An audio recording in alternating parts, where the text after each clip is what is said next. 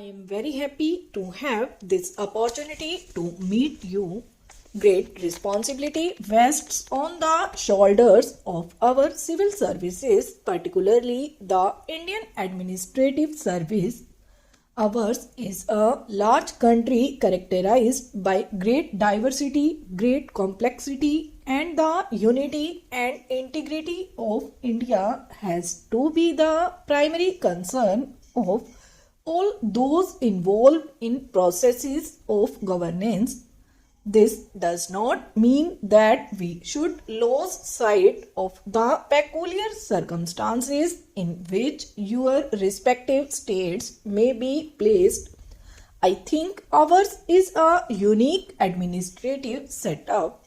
It's a federal setup, and services like the Indian Administrative Service perform that twin combination of concern with local circumstances and at the same time wider concern that these local problems are resolved in a manner which strengthens the bonds of unity and strengthens the nation's integrity. Of all the services in our country, the Indian Administrative Service has performed its role with greatest efficiency, integrity, and commitment to national values. I said that ours is a country of great diversity and great complexity. We have in our country religions, all the great religions represented in our society.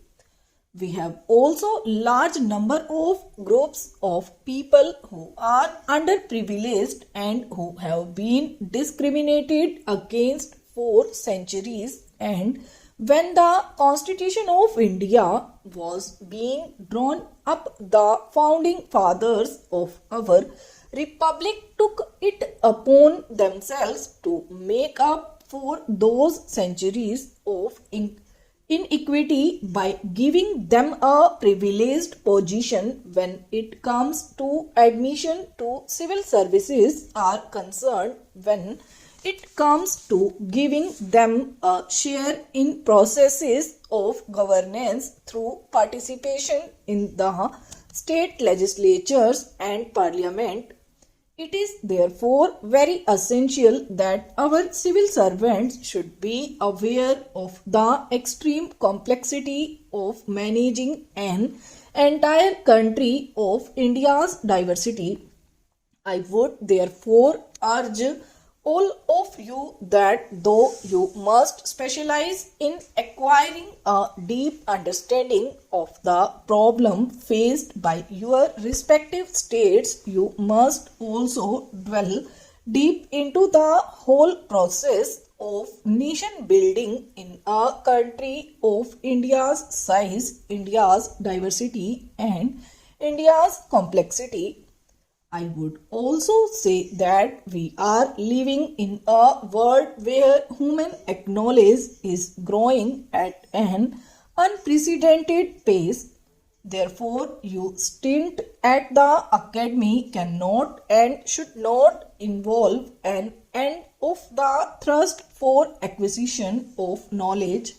I think our training modules suggest that life has to be one of continuous process. Our country has been growing at a handsome rate in the last 15 years ever since the reform program was launched.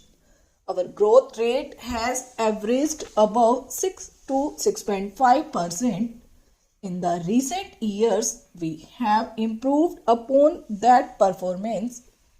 Our growth rate is now around 7.5 to 8%, and we can increase this growth rate, and we need that growth because it is only in a rapidly expanding economy that we can find meaningful solutions to the problems of acute poverty, deprivation, which still characterizes many parts of our country.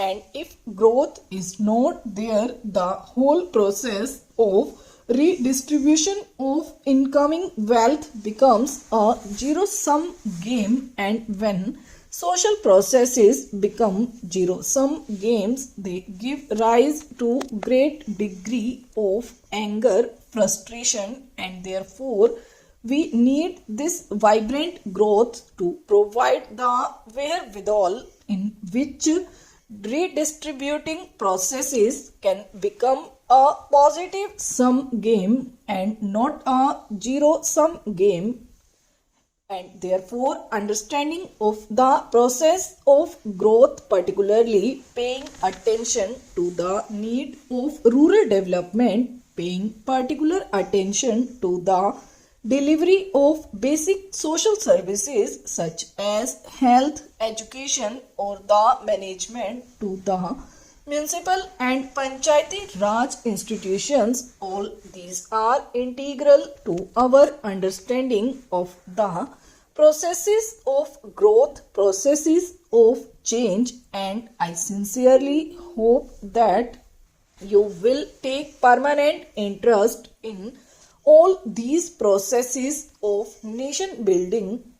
When I took at the civil servants in the British time, there is one thing which strikes me: many of them, although they came to our country from far away distant land, many of them spent lot of time in understanding the sociology and economics of how India's rural dynamic works.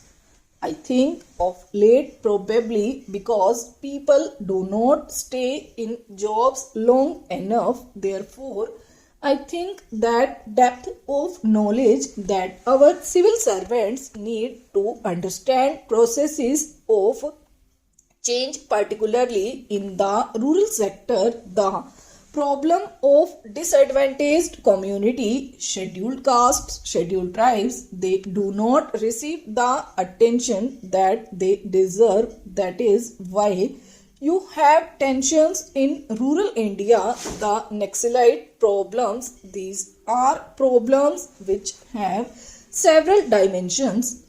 A law and order dimension is important, and so state can really neglect the enforcement of law and order and also enforcement of the rule of law in our country. But you must also recognize that there are, I think, underlying tensions arising out of the fact that not all sections of our society get an equitable share or the benefits of growth, benefits of development, and therefore I think you have to pay particular attention to being the custodians of the well-being of the weaker sections.